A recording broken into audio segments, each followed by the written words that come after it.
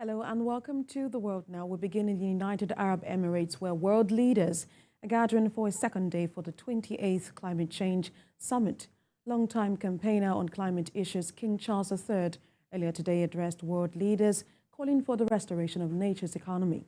Other world leaders, including President Bola Tinubu, are expected to speak at the summit. We have details in this report.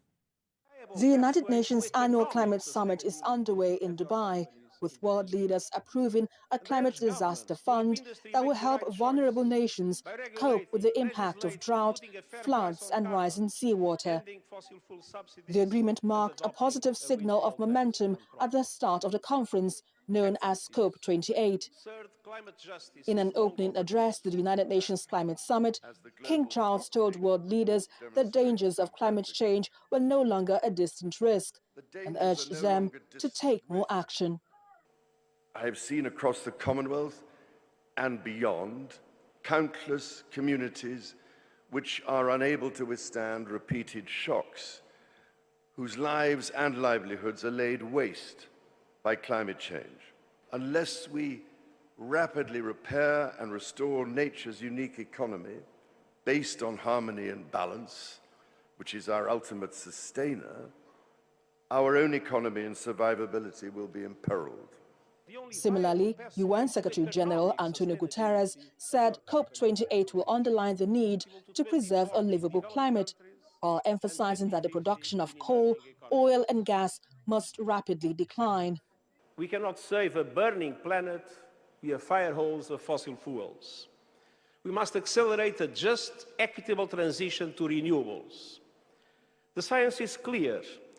The 1.5-degree limit is only possible if we ultimately stop burning all fossil fuels. Not reduce, not abate, phase out with a clear time frame aligned with 1.5 degrees.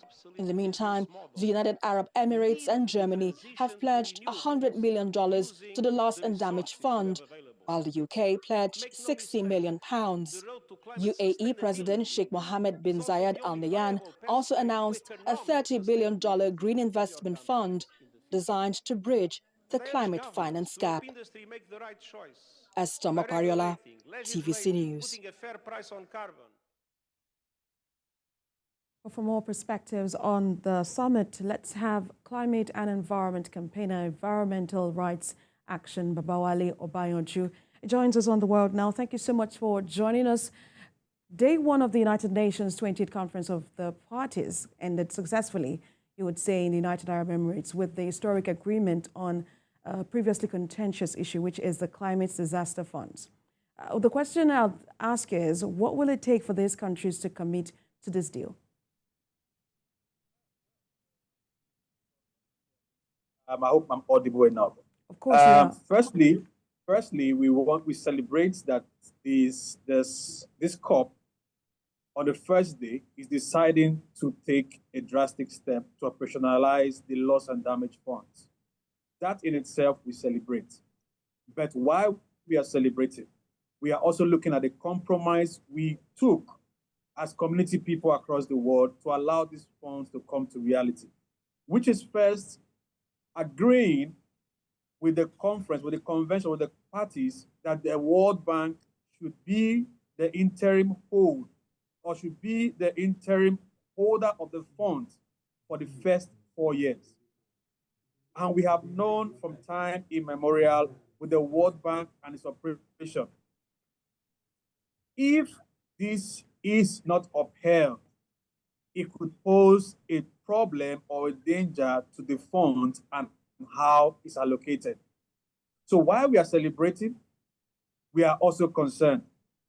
Can the World Bank keep to their promise to distribute these funds when it comes to the people as at when due and when they need it? That is a question we all are asking.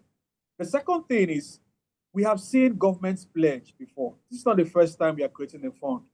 The Global Green, the Green Grant Fund was the GCF, the Global Climate Fund, yes, was put into effect some years ago, and pledges were made. But as I speak to you, that pause is not fully funded. So this in itself, while we celebrate it, still calls for concern, because we have seen in time past where commitments have been made. Adaptation fund is there, the GCF fund is there, now the loss and damage fund is there. Would the government who have pledged committed or made pledge of voluntary commitments put funds in that account? So or what will put it funds take? in that post? What will it Yes. take for these countries to commit to this deal?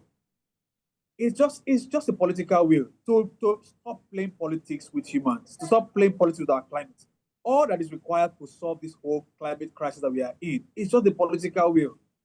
Because if we look at from COP to COP, there has been several mechanisms that they have put in place to try to delay the solution to the climate catastrophe that we are in. Which scientists have said it, and people have said it time without number. The solution to keep the temperature below 1.5 is to leave all new fossil fuel, old fossil fuel in the ground, and while we transiting to a new form of energy. So the first step that needs to happen is, first, the government needs to be able to stand and get the political will to do what they have pledged and put funds in that account or in that fund. The money they have pledged, make it available in that fund. It's the political will they need. And it's not a time where people should make pledges that they are not willing to keep. And while that is happening, vis-a-vis, there should be effort to make sure that no new oil well or no new oil field, no fossil fuel is extracted across the globe. That is one way to balance the equation. Why there's a political will to put the funds in the account to help people who have suffered loss and damage, there should also be the political will to make sure that no new fossil fuel is extracted across the world. So those are the two balances that needs to be in place. So a look at the energy transition that we're expecting to work in developing countries, particularly like Nigeria. What would you suggest should be the step-by-step approach for phasing out fossil fuels and adopting renewables?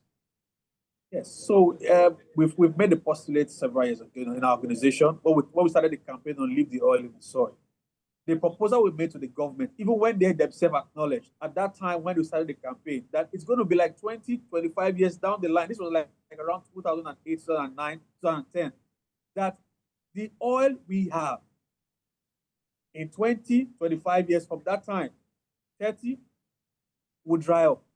And we are beginning to hear stories of these companies divesting because the wells that they have, some of them are no longer productive. What was predicted years ago is already coming to pass.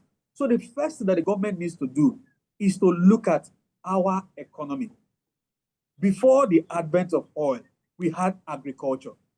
Agriculture was a main income earner, foreign income earner for the country. We need to go back and strengthen that. The last administration tried to do a little bit about this. This administration needs to also intensify efforts in that direction, while we are also looking at how we can transit to clean, renewable energies that benefit the people and not for export. Look at the crave for gas in the past year. All the gas clamor that they have been talking about, majority of them are not for use on the continent. So we are talking about energy transition while you're looking at providing energy not for the use in the country, but for export. So there has to be a balance. We have to look at things critically. While we are transiting, leaving the oil in the soil, we can, like we proposed in that recommendation at that time. No new oil field be open. The ones that are open, manage them with best international practice while we are transiting to clean renewable energy. Because we know as a country, Nigeria, we can't just make that transition to happen overnight. We have to do it strategically. We have to look at our economy, we have to look at the system and begin to find ways together, not looking for new oil fields, because that's going to give us more problems. It's going to release more carbon to the atmosphere and the greenhouse gases and the likes. So it's going to be more problem for us. So we need to look at it holistically. Climate and environment campaigner, Environmental Rights Action, Babawale Obayojo, thank you so much for speaking to us on The World Now. Thank you for having me. You're welcome.